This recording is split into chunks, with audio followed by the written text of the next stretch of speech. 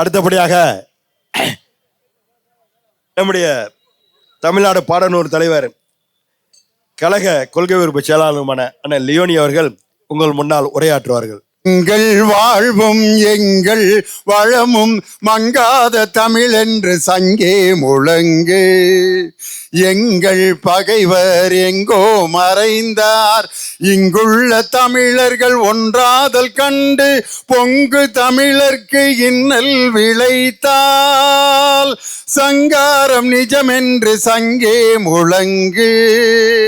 சங்கே முழங்கு, சங்கே முழங்கு, சங்கே முழங்கு.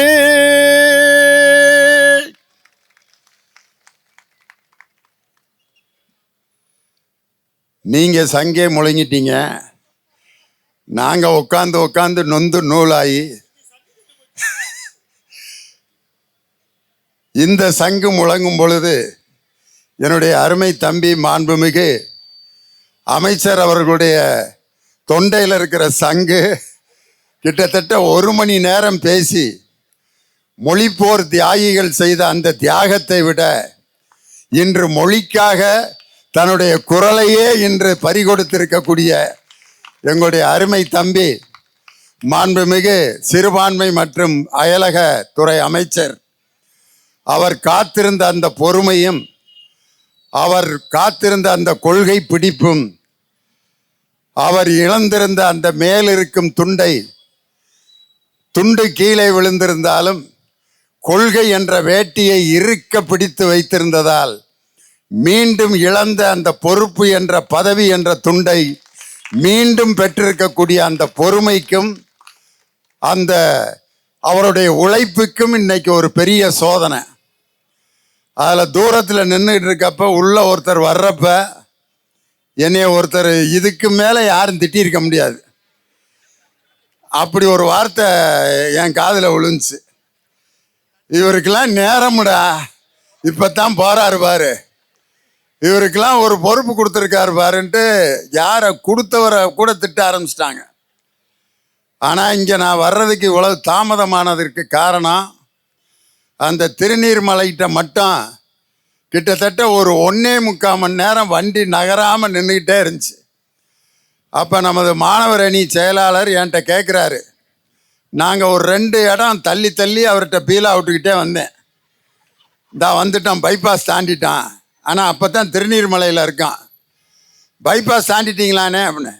எஸ்ஏ காலேஜுக்கிட்ட வந்துட்டான்னு சொல்கிறான். அப்போ நாங்கள் மாங்காட்டில் இருக்கோம், மாங்காட்டிலேருந்து கும்மணஞ்சாவடிக்கிட்ட வந்தப்போ எங்கன்னே வந்துருக்கீங்க, மார்க்கெட்டுக்கிட்ட வந்துட்டான் அப்படின்னு சொல்லி இப்படியே டுபாக்கூர் விட்டு இந்த இடத்துக்கு இந்த நேரத்தில் வந்து நான் பேசுவேன்னு கனவுல கூட நினைக்கல. அற்புதமான மொழிப்போர் தியாகிகள் கூட்டம் இன்று தமிழ்நாடு முழுவதும் நடைபெற்று கொண்டிருக்கிறது. இந்த அருமையான நிகழ்ச்சிக்கு தலைமை தாங்கி நடத்தி கொண்டிருக்கக்கூடிய அன்பிற்கும் மரியாதைக்கும் உரிய சன் பிரகாஷ் அவர்களுக்கும், துவக்கோரை ஆற்றி சிறப்பு செய்த மாணவர் அணியினுடைய மாநில துணை செயலாளர், காலையில் மாண்புமிகு தமிழக முதல்வர் அவர்கள் நமது மொழிப்போர் தியாகிகளுடைய அந்த நினைவு சின்னத்தை திறந்து வைக்கின்ற பொழுது இதுவரைக்கும் நம்ம மாண்புமிகு தமிழக முதல்வர் அவர்கள் அவர் இளைஞர் அணியினுடைய பொறுப்பில் இருக்கும் போதெல்லாம் கோஷம் போட்டிருப்பார்.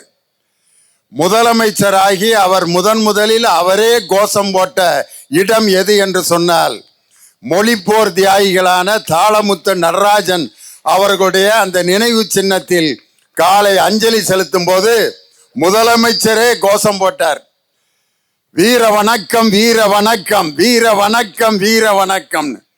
அந்த முதலமைச்சர் கோஷம் போட்ட இடத்துல ஒரு கருப்பு ட்ரெஸ் போட்டு முதலமைச்சருக்கு பின்னாடி நின்று கோஷம் போட்டது என் அருமை தம்பி மாணவர் அணி செயலாளர். அந்த கோஷத்தில் இருக்க அந்த உக்கிரத்தை நான் பார்த்தேன். இந்த மேடையிலே அமர்ந்திருக்கக்கூடிய அன்பிற்கும் மரியாதைக்கும் உரிய பூந்தமல்லி சட்டமன்ற உறுப்பினர், கருப்பு நிறத்திற்கு சொந்தக்காரர். அந்த கருப்பு நிறம் வந்து தமிழர்களுடைய உழைப்பின் நிறம். அவர் மாதிரி ஒரு எந்த பிரச்சனையிலையும் இவ்வளவு பெரிய கொடுமையிலையும் சிரிச்சார் பாருங்க, அதுதான் கிருஷ்ணசாமி அண்ணன். வேற ஒரு ஆளா இருந்திருந்தா நேரம் நான் பேச வந்தவரை ஏயா எதுக்கு அப்ப வந்திருக்க அப்படின்னு கேட்காம வாங்கண்ணே வாங்கண்ணே அப்படின்னு ஒரு சிரிப்பு சிரிச்சாரு. இதை விட பெரிய சோதனைகளை எல்லாம் தாண்டி வந்தவர்கள் அப்படிங்கிறத மேடையில் இருக்கக்கூடிய எல்லாரும் இன்னைக்கு நிரூபித்து கொண்டிருக்கிறார்கள். அதனால இந்த நிகழ்ச்சியில நோட்டீஸில் போட்டிருக்கவங்களுடைய பெயரை எல்லாம் வாசிப்பதற்கு நேரம் இல்லாத காரணத்தினால் மொழிப்போர் தியாகிகளுடைய இந்த கூட்டம் ஆவடின்னு சொன்ன உடனே நான் ரொம்ப சந்தோஷப்பட்டேன். ஒரு மணி நேரமாவது நான் பேசலாம் அப்படின்னு சொல்லி ரொம்ப சந்தோஷப்பட்டேன். எதுக்கு லேட்டாக வர்றதுக்கான்னு கேட்குறாரு. உண்மையிலே மாணவர்கள் லேட்டாக வந்தால் வாத்தியார் தண்டனை கொடுப்பாங்க. வாத்தியாரே லேட்டாக வந்திருக்கேன் நான். அதனால் எனக்கு யார் ஹெட்மாஸ்டர் தான் தண்டனை கொடுக்கணும். எங்கள் ஹெட்மாஸ்டர் யாருன்னா எங்களுடைய அருமை அண்ணன் மாவட்ட கழகத்தின் செயலாளர் ஆவடி சாமு நாசர் தான் இன்னைக்கு வாத்தியார் லேட்டாக வந்ததுக்கான தண்டனை கொடுக்க போகிற ஹெட்மாஸ்டர். தமிழ் மொழி என்பது நமது வாழ்க்கையிலும் நமது உதரத்திலும் நமது உள்ளத்திலும் வாழ்க்கையிலும் குடிகொண்டிருக்கக்கூடிய ஒரு அற்புதமான ஒரு மொழி தான் நமது தாய்மொழியான தமிழ் மொழி. அந்த தமிழ் மொழிக்கு இன்னைக்கு இடையூறு செய்கின்ற வகையில் ஒன்றிய அரசிலிருந்து அன்னைக்கு ஹிந்தியை திணிப்பதற்கு அவர்கள் எடுத்துக்கொண்ட அந்த முயற்சியை, ஹிந்தி என்ற அந்த மொழி நம்மை ஆக்கிரமித்து நமது தமிழ் மொழி இரண்டாம் பட்சமாக போய்விடக் கூடாது என்பதற்காக தங்கள் உயிரையே தியாகம் செய்து அந்த தியாகம் செய்த மொழிப்போர் தியாகிகளுக்காகத்தான் இந்த வீர வணக்க நாள் ஜனவரி 25 தமிழ்நாடு முழுவதும் கொண்டாடப்படுகிறது. எல்லாரும் என்ன நினைப்பாங்க, ஹிந்தி நல்ல மொழி தானே, அதை படித்தா வட இந்தியா முழுவதுக்கும் வேலைக்கு போகலாமே, அதனால் ஹிந்தியை ஏன் படிக்க வேணான்னு சொல்கிறாங்க அப்படின்னு சில பேர் நினைக்கலாம். ஹிந்தியை யாரும் படிக்க வேணான்னு சொல்லலை. தமிழ் மொழியின் மீது ஹிந்தியை திணிக்க வேண்டாம் என்று தான் நம்ம சொல்கிறோம். இன்னைக்கு தமிழ்நாடு பாடநூல் கழகத்தில் இந்த தமிழ்நாட்டில் ஹிந்தியை படித்து கொண்டிருக்கக்கூடிய மாணவர்களுக்கு ஹிந்தி பாடநூலை நாங்கள் பிரிண்ட் பண்ணி கொடுத்துக்கிட்டு இருக்கோம். ஹிந்தி மொழியை தாய்மொழியாக கொண்ட எத்தனையோ பேர் இங்கே பள்ளியில் படிக்கிறாங்க. அவங்களுக்கு எங்கள் பாடநூல் கழகத்திலிருந்து ஹிந்தி பாடநூல்களை பிரிண்ட் பண்ணி கொடுக்குறோம். அப்புறம் ஏன் ஹிந்தி மொழியை எதிர்க்கிறீங்கன்னு கேட்கலாம். நீங்கள் ஹிந்தி மொழியை எதிர்க்கவில்லை, ஹிந்தி திணிப்பைத்தான் நம்ம எதிர்க்கிறோம். ஹிந்தியை கட்டாயம் படிக்க வேண்டும் என்ற அந்த திணிப்பு, தமிழ் மொழி அந்த இடத்தை விட்டு வேற இடத்துக்கு போய் ஹிந்தி அந்த இடத்திற்குள் வந்துவிடக் கூடாது என்பதற்காக முதலில் குரல் கொடுத்த முதல் இயக்கம் திராவிட முன்னேற்ற கழகம் என்ற அந்த கருப்பு சிவப்பு கொடி தாங்கிய இயக்கம் தான். ஹிந்தி படித்தா நல்ல வேலை கிடைக்கும், ஹிந்தி படித்தா இன்ஜினியர் ஆகலாம், ஹிந்தி படித்தா வட இந்தியா முழுவதுக்கும் வேலைக்கு போகலாம் அப்படின்னு சொல்லி முன்னாள் கவர்னர் அம்மா தமிழிசை சவுந்தரராஜன், ஹெச் ராஜா, அண்ணாமலை போன்றவர்கள்லாம் சொல்கிறாங்க ஹிந்தி படிங்க வட இந்தியா முழுவதுக்கும் வேலைக்கு போகலான்ட்டு. ஆனால் ஹிந்தி மட்டும் தெரிஞ்ச ஒரு குரூப்பு இங்கே தமிழ்நாட்டில் பஞ்சு மிட்டாய் வித்துட்டு இருக்கான். கே போல்தா ஹே பஞ்சு மிட்டாய். அவனுக்கு ஹிந்தி நல்லா தெரியும், ஆனால் ஏன் பஞ்சு மிட்டாய் அங்கேருந்து இங்கே வந்து வித்துக்கிட்டு இருக்கான்? ஹிந்தி தெரிந்த எத்தனையோ தொழிலாளர்கள் இங்கே வந்து சாலை தொழிலாளர்களாகவும் கட்டட தொழிலாளர்களும் பணியாற்றி கொண்டிருக்கிறார்கள். அதனால ஹிந்தியை படித்தால் ஏதோ ஒரு பெரிய வேலைக்கெல்லாம் நம்ம போயிடலான்ட்டு ஒரு மாயையை உருவாக்கி அந்த ஹிந்தியை தமிழ் மீது திணிக்கின்ற அந்த திணிப்பைத்தான் நம்ம எதிர்க்கிறோம். ஹிந்தி தெரியாமல் நம்ம வேற மாநிலத்தில் பொழைக்க முடியாது. பாம்பேல போய் நம்ம பொழைக்கணும்னா ஹிந்தி தெரியணும். இங்கே நம்ம தமிழக மக்கள் எவ்வளவோ பேர் தாராவியில் போய் ஹிந்தியும் தமிழும் தெரிஞ்சு அங்கே வாழ்ந்துக்கிட்டு இருக்காங்க. அங்கே போய் நான் வந்து ஹிந்தி தெரிஞ்சுக்க மாட்டேன், ஹிந்தி படிக்க மாட்டேன்னு சொல்லியிருந்தா அவங்க அங்கே வாழ முடியாது. கலைவாணர் என்எஸ் கிருஷ்ணன் இப்படித்தான் பாம்பேக்கு போயிருக்காரு. போய் ஒரு ஹோட்டலில் போய் உட்காந்து தம்பி பால் அப்படின்னு கேட்டிருக்காரு. கலைவாணர் என்எஸ் கிருஷ்ணனுக்கு ஹிந்தி தெரியாது, அந்த சப்ளையருக்கு தமிழ் தெரியாது. அவன் கேஸ் ஆப் அப்படின்னு இருக்கான். பால் கேஸ் ஆப் பால் பால் அப்படின்னு இருக்கார். கியா அப்படின்னு கத்திட்டான். உடனே என்எஸ் கிருஷ்ணன் பொறுமை இழந்து பேப்பர் அப்படின்னு இருக்கார். ஒரு வெள்ளை பேப்பரை கொண்டு வந்தான். பேனாவை எடுத்து மாட்டை வரைஞ்சு, மாட்டு மடியை வரைஞ்சு, அதிலிருந்து பால் அப்படின்னு பீச்சி காமிச்சிருக்காரு. அதுக்கப்புறம் ஓ தூத் அப்படின்ட்டு கொண்டு வந்திருக்கான். 8 மணிக்கு கேட்ட பால் 12:45 வந்திருக்கு. பாம்பேல போய் இருக்கணும்னா நம்ம ஹிந்தி தெரிஞ்சுதான் ஆகணும். ஆனால் தமிழ்நாட்டிலேயே வாழ்ந்து பிறந்து படிக்கக்கூடிய மாணவர்களுக்கு கண்டிப்பா ஹிந்தி படிக்கணுங்கிற அந்த ஹிந்தி திணிப்பை எதிர்க்கக்கூடிய இயக்கம் தான் நம்ம திராவிட முன்னேற்ற கழகம். இன்னைக்கு பார்த்தீங்க அப்படின்னு சொன்னா தமிழ் மொழியினுடைய சிறப்பு அற்புதமான சிறப்பு. இயல், இசை, நாடகம் என்ற 3 வடிவத்திலும் இருக்கக்கூடிய ஒரே மொழி நமது தாய்மொழியான தமிழ் மொழி. இந்த 3 இயலிலும், இசையிலும், நாடகத்திலும் மிகப்பெரிய புலமை மிக்க ஒரே தலைவர் நம் திராவிட முன்னேற்ற கழகத்தை மிக சிறப்பாக வழிநடத்திய முத்தமிழறிஞர் டாக்டர் கலைஞர் என்ற அந்த தலைவர் தான் உலகத்திலேயே கலைஞர் என்று அழைக்கப்பட்ட அற்புதமான தலைவர். அவர் தமிழை பயன்படுத்தின மாதிரி வேற எந்த தலைவரும் பயன்படுத்தி நீங்க பார்த்திருக்க முடியாது. ஒரு கல்லூரியில போய் கணக்கு பாடத்தை தொடங்கி வைக்க போறார். வேற ஒருத்தர்னா கணக்கு பாடத்தை எப்படி தொடங்கி வச்சிருப்பார்? கணக்கு என்பது வாழ்க்கையில் மிக முக்கியமானது. வாழ்க்கையில் நாம் போடுகின்ற கணக்கு தான் நமது வாழ்க்கையை மிக சிறப்பாக வழி நடத்துவதற்கு உதவி செய்யும். தப்பு கணக்கு போட்டால் வாழ்க்கை தவறாக போய்விடும். எனவே கணக்கு என்பது வாழ்க்கைக்கு படிப்பதற்கு மிக முக்கியம். அதனால இந்த கணக்கு பாடத்தை துவக்கி வைக்கிறேன்னு பேசுவாங்க. ஆனா தலைவர் போய் எப்படி பேசினார்னா, அந்த கல்லூரியில 20 18 கூட்டி சொல்லுதல் மனக்கணக்கு, 20 18 கூட்டி செல்லுதல் காதல் கணக்கு, செட்டியார் சீமையிலே அட்டியின்றி கொடுப்பது வட்டி கணக்கு, மந்தையிலே ஆட்டுக்கணக்கு, மொந்தையிலே போடாதே ஓட்டுக்கணக்கு, அடுக்களையில் பாவையர்தம் கறிக்கோட்டால் கிழிப்பது பால் கணக்கு, தயிர் கணக்கு, மோர் கணக்கு. இப்படி எத்தனையோ கணக்குகள் இருக்க வாழ்க்கை கணக்கை தவறாக போடாமல் நெறியாக போடுவதற்கு கணக்கு பாடம் எடுத்து படிப்பீர் என்று பேசிய தலைவர் தான் முத்தமிழறிஞர் டாக்டர் கலைஞர். பெருக்கல் கணக்கை பத்தி என்ன நினைக்கிறீங்கன்னா, அதுக்கு ஒரு கவிதை சொல்றார்.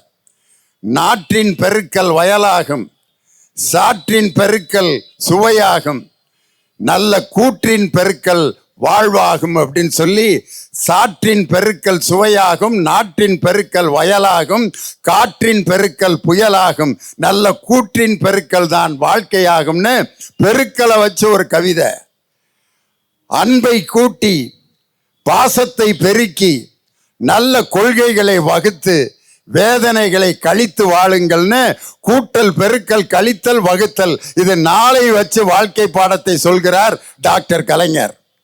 அதே மாதிரி அவருடைய கவிதைகள்ல சொல்லணும், அவருடைய மேடை பேச்சுக்களை சொல்லணும்னா ரொம்ப அற்புதமான வசனங்கள், மேடை பேச்சுகள், அவருடைய பத்திரிகையாளர்களுடைய சந்திப்பு ஒன்னொன்னையும் நம்ம ரசிச்சு பேசலாம்.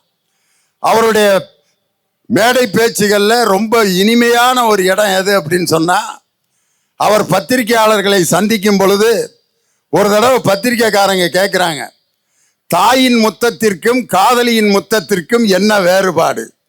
ஒரு அரசியல் கட்சி தலைவரை கேட்குறாங்க, காதலியின் முத்தத்திற்கும் தாயின் முத்தத்திற்கும் என்ன வேறுபாடு?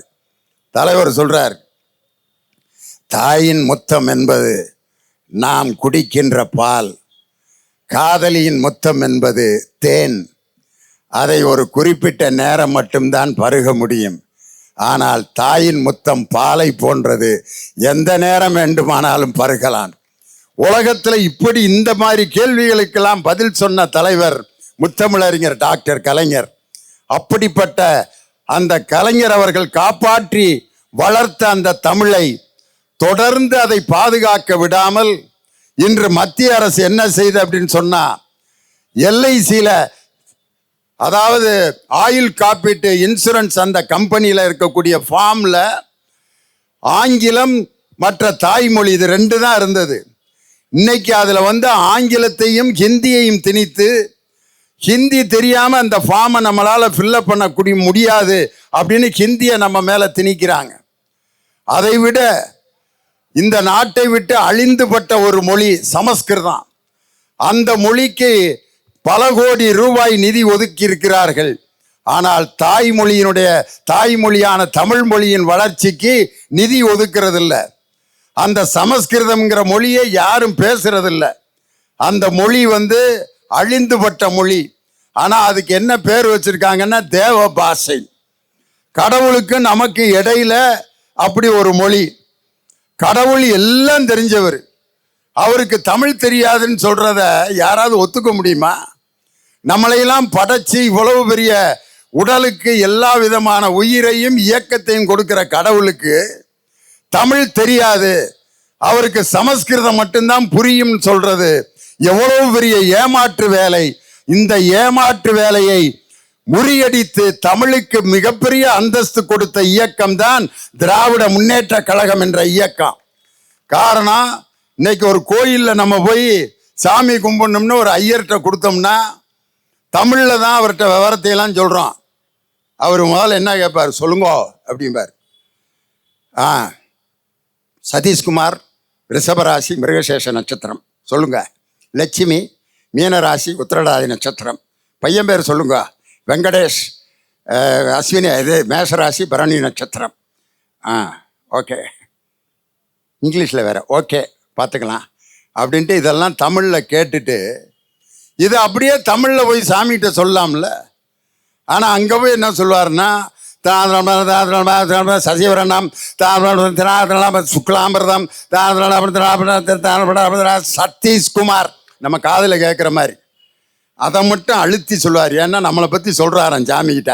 சதீஷ்குமார் கடகராசி ஆயில நட்சத்திரம் வெங்கடேஷ் நம்மளை பற்றி சொல்லிக்கிட்டு இருக்காரு. லட்சுமி நம்மளை பற்றி சொல்லிட்டாரு.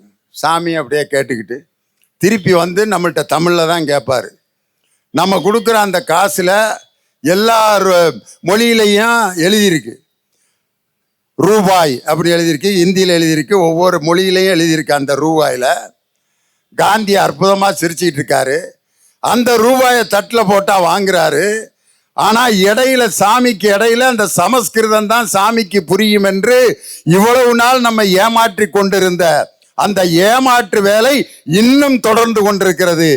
ஏன் இன்னைக்கு மொழிப்போர் தியாகிகளுக்கு வீர வணக்கம் செலுத்தி கொண்டிருக்கிறோம் என்றால் இன்னும் மொழிப்போர் தொடர்ந்து கொண்டேதான் இருக்கிறது. தமிழை காப்பாற்றுவதற்கு ஒவ்வொரு திராவிட முன்னேற்ற கழகத்தின் தொண்டனும் கடைசி வரை உயிரை கொடுப்பான் என்பதை எந்த இடத்துல நிலநாட்டி காட்டினோம்னா 1972ஆம் ஆண்டு கோயம்புத்தூர்ல மாணவர் அணி நடத்திய ஒரு மாநாட்டில் இன்று நமது தமிழக முதல்வர் அன்னைக்கு 18 வயசுல மேடையில போய் உட்கார்ந்துருக்காரு. மாணவர் அணி மாநாடு. மாணவர் அணிக்கு அன்னைக்கு பொறுப்பாக இருந்தவர் எல் கணேசன். தலைவர் பேர் அன்னைக்கு பேச்சாளர்கள் பேர்ல இல்லை, நம்ம முதலமைச்சருடைய பேரு. அவருக்கு வயசு 18, சின்ன பையனா போய் உட்கார்ந்துருக்காரு. அந்த மாணவர் அணி மாநாட்டை பார்த்தோன்னே நம்மளும் பேசணும்னு சொல்லிட்டு எல் கணேசன்ட்ட வாய்ப்பு கேட்குறாரு. நான் கொஞ்சம் நேரம் பேசுகிறேன், பொறுப்பா முதலமைச்சர் மகன்னா உடனே நாங்கள் கொடுத்துருவோமா, வெயிட் பண்ண இல்லை ஒரு 5 நிமிஷமாவது நான் பேசுகிறேன். அவருக்கே என்ன நிலைமை பாருங்க. சரி ஒரு 5 நிமிஷம் பேசு அப்படின்னு இப்போ இருக்கிற நம்ம முதல்வருக்கு 5 நிமிஷம் கோயம்புத்தூர் மாநாட்டில் பேசுறதுக்கு டைம் கொடுக்குறாங்க. அந்த 5 நிமிடத்தில் நமது தலைவர் பேசிய பேச்சு என்ன தெரியுமா? மொழிக்காக உயிரை கொடுத்த தியாகிகளினுடைய பட்டியலில் நானும் சேர்வதற்கு தயாராக இருக்கிறேன். எங்க அப்பாவுக்கு 4 ஆம்பளை பிள்ளைய, அதுல நான் ஒரு பிள்ளை இறந்து போறதுனால எங்க அப்பா எதுவும் கவலைப்பட மாட்டாரு. மீதி 3 பிள்ளைய எங்க அப்பாவை பார்த்துக்குவாங்க. நான் தமிழுக்காக உயிரை கொடுக்க தயாராக இருக்கிறேன் என்று 18 வயதில் கோயம்புத்தூர் மாநில மாநாட்டில் தனது உயிரை பணயம் வைத்து பேசிய தலைவர் தான் இன்று நமது தமிழக முதல்வர், திராவிட மாடல் முதலமைச்சர் தளபதி மு.க. ஸ்டாலின். ஆனா இன்னைக்கு எந்த மாதிரி சூழ்நிலையில தலைவர் அரசியல் பண்ண வேண்டியிருக்கு தெரியுமா? ஒரு அறப்பைத்தியம். ஏன் அறப்பைத்தியம் சொல்றேன்னா, முழு பைத்தியம் அது பாட்டுக்கு சிரிச்சுக்கிட்டு பேசாம உட்காந்துருக்கான், அல்லது ஏதாவது அப்படியே நின்று இப்படியே படுத்து தூங்காமல் இப்படியே உட்காந்துருக்கேன். பைத்தியம் இல்லாதவன் நார்மலாக இருப்பான். இந்த அறப்பைத்தியம் தான் என்ன செய்யும்னு கடைசி வரைக்கும் கண்டுபிடிக்க முடியாது. நான் யாரை சொல்கிறேன்னு உங்களுக்கே தெரியும். அந்த அறப்பைத்தியத்திலிருந்து விலகி கிட்டத்தட்ட ஒரு 5000 பேர் முந்தா நாள் வந்து நமது கழகத்தில் இணைஞ்சிருக்காங்கன்னா அந்த பைத்தியத்தை தாங்க முடியாம இந்த பைத்தியம் கூட நம்மளால வேலை பார்க்க முடியாதுறான்ட்டு. இதுல உடல் மொழிகளை ஆய்வு செய்கிற அறிஞர்கள் என்ன சொல்றாங்கன்னா, சில பேர் பேசும்போது இப்படி நடுத்தலையை சொரிஞ்சுக்கிட்டே பேசுவான், பார்த்துறீங்களா? அதாவது தம்பி அப்படின்னா அவனுக்கு பேசுனது மறந்து போச்சுன்னு அர்த்தம். இந்த இடத்துல சொரிஞ்சான்னா அடுத்த பாயிண்ட் வந்துடும். சில பேர் இப்படி கழுத்தை தடவிட்டே பேசுவான், பார்த்துறீங்களா? நான் இந்த கூட்டத்தில் என்ன சொல்ல வேண்டும் என்று நினைத்தேன் என்றால் அப்படின்னா ஒன்றும் தயார் பண்ணாமல் வந்திருக்கான்னு அர்த்தம். ஏதோ ஓட்டிக்கிட்டு இருக்கேன், இந்த கழுத்தை தடவை அடுத்து என்னத்தையாவது பேச முடியான்ட்டு இங்கே தடவிட்டு இருப்பேன். சில பேர் இந்த பட்டனை பூட்டுவான், திரும்பி திறப்பான், பார்த்துறீங்களா? இந்த மொழிபோர்தியாயிகள் கூட்டத்தில் நான் வைக்க போகின்ற அந்த கருத்துக்கள் அப்படின்ட்டு படிச்சுட்டு வந்ததை மறந்துட்டான்னு அர்த்தம் இந்த பட்டனை போடுறவன். சில பேர் பார்த்தீங்கன்னா ரொம்ப வீர ஆவேசமாக பேசுகிறவங்க இந்த துண்டை அப்படி மேலே அப்படி தூக்கி போடுவாங்க, அவங்க அடுத்த கருத்துக்கு தயாராகிட்டாங்கன்னு அர்த்தம். ஆனால் இந்த தாவங்கோட்டையை தடவிட்டே பேசுகிறான், பார்த்தீங்களா? அதுக்கு என்ன உடல் மொழியில் பயன் இது இப்போ வச்சுருக்காங்க அர்த்தம்னா, இன்னைக்கு ஒரு திருடன்ட்ட இருந்து உண்மையை கறக்கணும்னா போலீஸ்காரங்க உண்மையை சொல்கிறா, இல்லைங்கய்யான்னா அவன் உலக புறாடுன்னு அர்த்தம். இந்த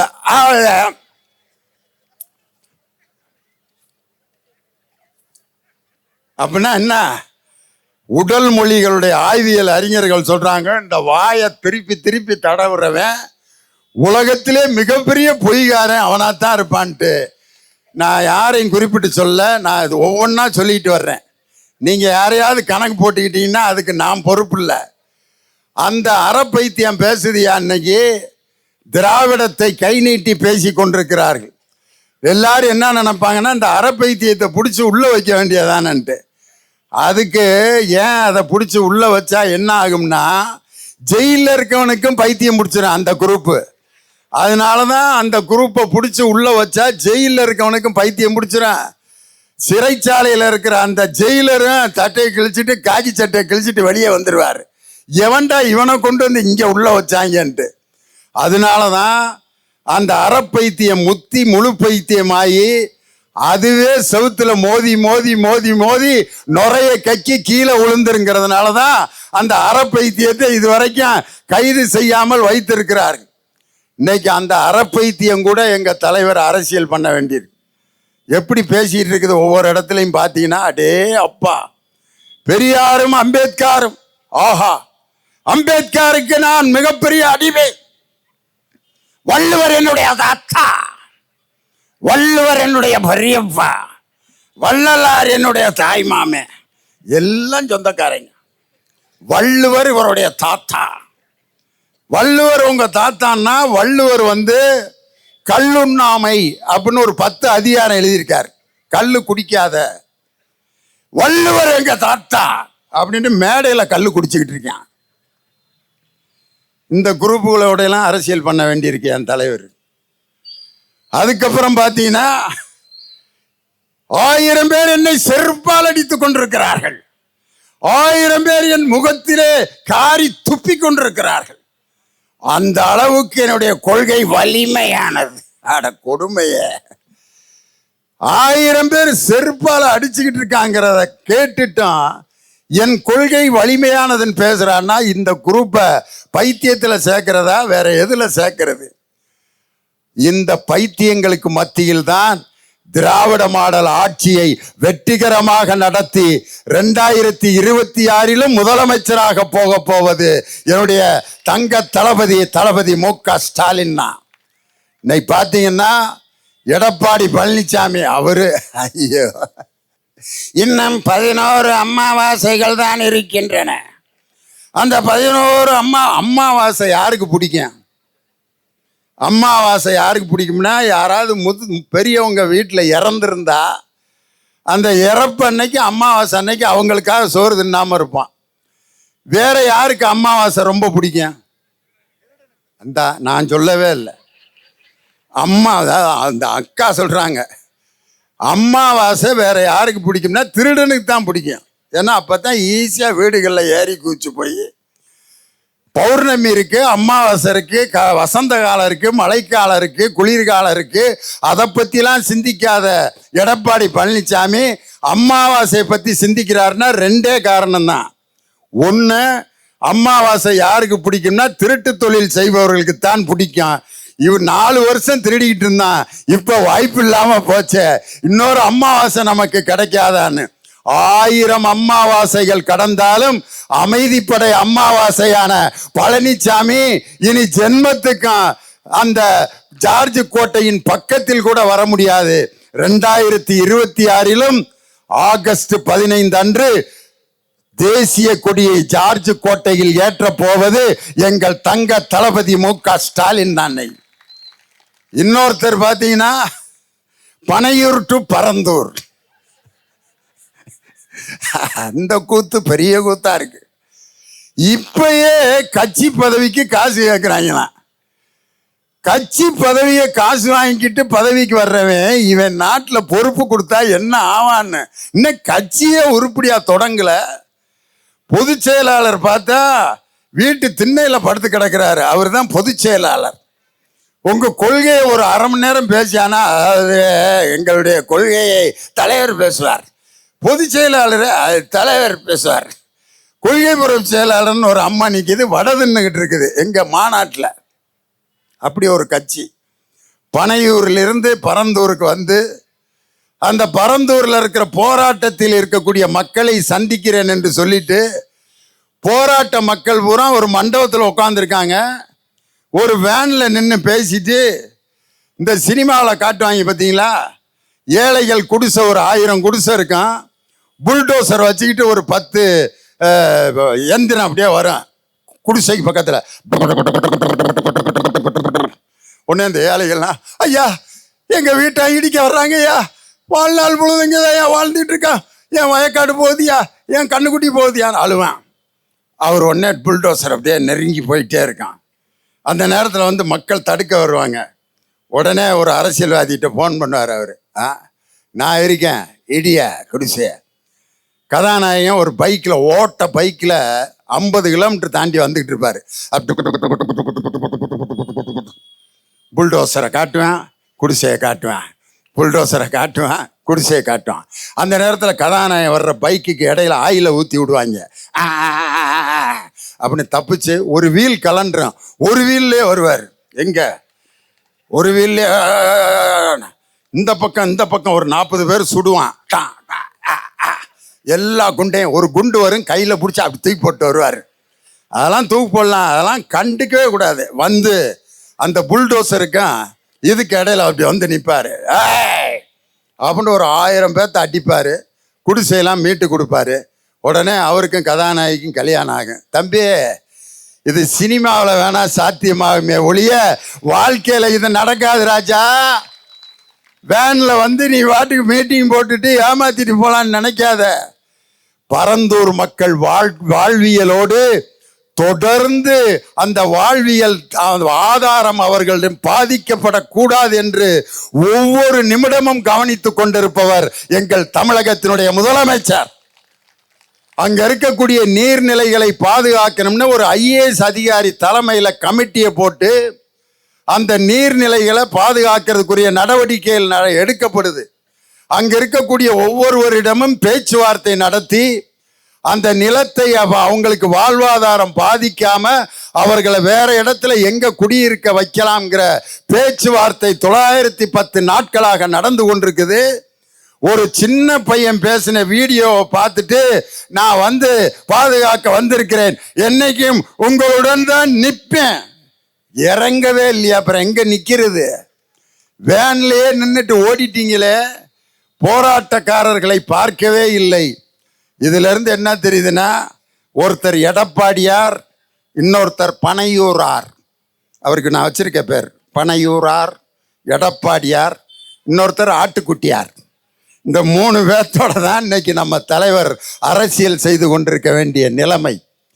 இப்படிப்பட்ட ஒரு கொடுமையான சூழ்நிலையில் உலக தமிழர்களையும் உலக தமிழ் மொழியையும் பாதுகாக்க இன்று பாதுகாப்பு அரணாக இருப்பவர் நமது தமிழகத்தினுடைய முதலமைச்சர் தளபதி ஸ்டாலின் அவர்கள் தான். இன்னைக்கு ஒரு வாரத்துக்கு முன்னாடி பன்னாட்டு புத்தக கண்காட்சி நடந்தது. 64 நாடுகளிலிருந்து பதிப்பாளர்களும் எழுத்தாளர்களும் நம்ம வேர்ல்டு ட்ரேட் சென்டர் உலக வர்த்தக மையத்தில் கலந்துக்கிட்டாங்க. அப்ப தலைவர் மேடையில் உட்கார்ந்து இருக்கிறப்ப ஒரு ரஷ்யாக்காரர் மேடையில் வந்து அழகா தமிழ்ல பேசினார். மாண்புமிகு தமிழக முதல்வர் ஸ்டாலின் அவர்களுக்கு வணக்கம் அப்படின்ட்டு திருக்குறளை தமிழ்ல அழகா சொல்றாரு அந்த ரஷ்யாக்கார். கற்க கசடர கற்பவை கற்றபின் நிற்க அதற்கு தக, அந்த இட்டு உட்பட கரெக்டா சொல்லிட்டு அதை ராகத்துல வேற பாடினாரு. கற்க கசடர கற்பவை கற்றபின் நிற்க அதற்கு தக அப்படின்னாரு. முதலமைச்சர் கை தட்டிட்டார். அதுக்கு அர்த்தம் வேற சொன்னார்.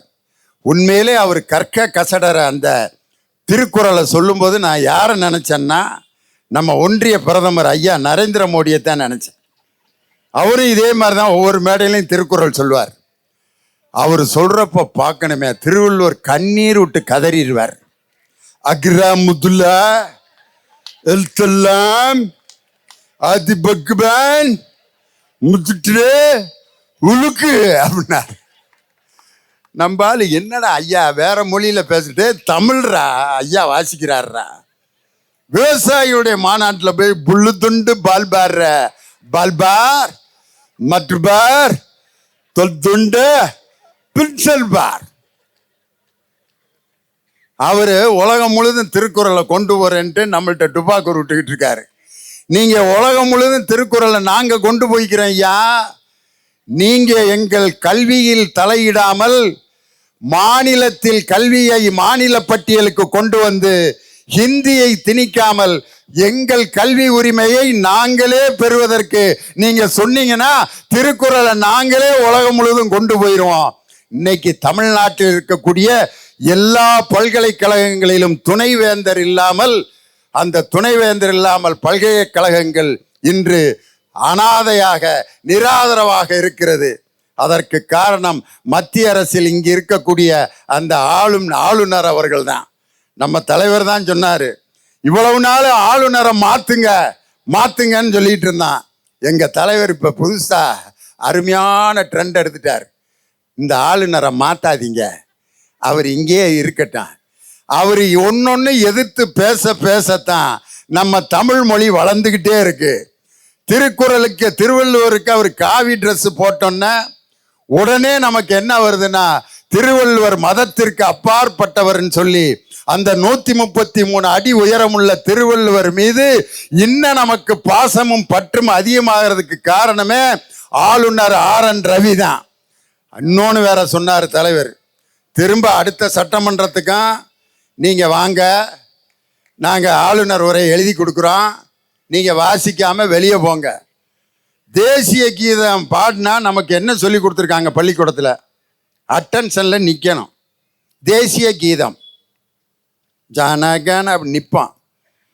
ஆனால் உலகத்திலே தேசிய கீதம் பாடுறதுக்கு முன்னாடியே எந்திரிச்சு ஓடின ஒருத்தர் யாருன்னா நம்ம ஆளுநர் தான்.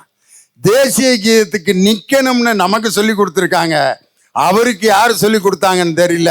தேசிய கீதம் ஆரம்பிக்கிறதுக்கு முன்னாடியே ஓடணும்னு. இதுக்கு பேர் தேசப்பற்றா?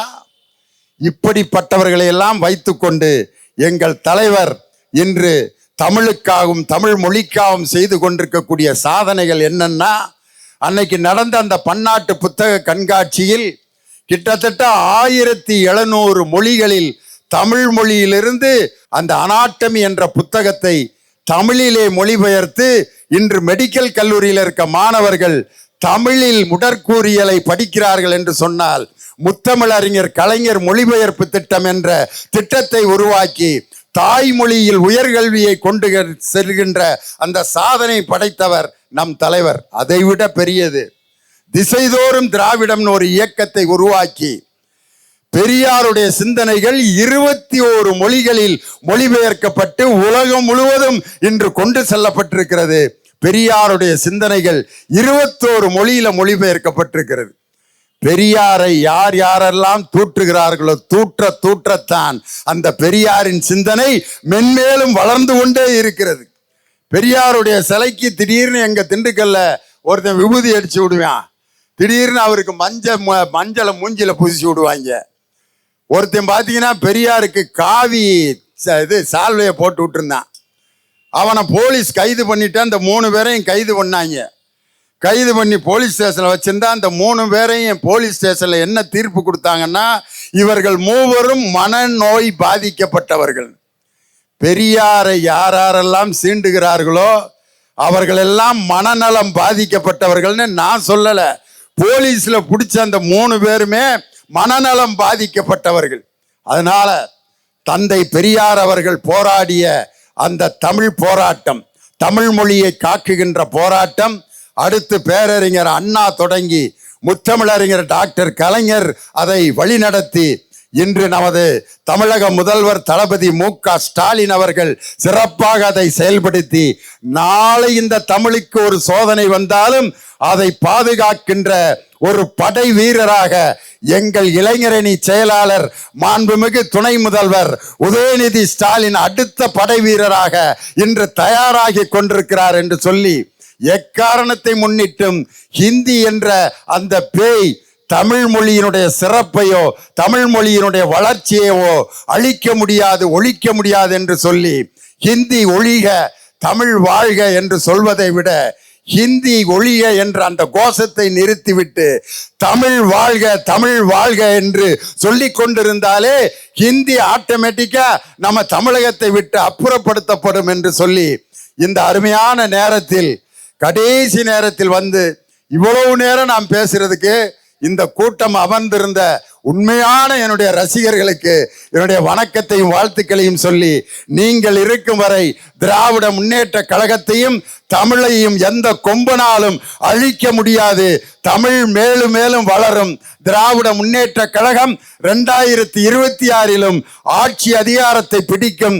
எங்கள் தளபதி தான் சென்னை கோட்டை கொத்தளத்தில் 2026 ஆகஸ்ட் 15 கொடியேற்றுவார் என்று சொல்லி உங்கள் அனைவருக்கும் மொழிப்போர் தியாகிகள் தின வாழ்த்துக்களை சொல்லி, அவர்களுடைய தியாகம் என்றும் வீண் போகாது என்று சொல்லி விடைபெறுகிறேன். நன்றி, வணக்கம். டாக்டர் கலைஞர், டாக்டர் கலைஞர், டாக்டர் கலைஞர், தமிழக முதல்வர் தளபதி ஸ்டாலின், இளைய தலைவர் உதயநிதி ஸ்டாலின், துணை முதல்வர் உதயநிதி ஸ்டாலின், வீர வணக்கம், வீர வணக்கம்.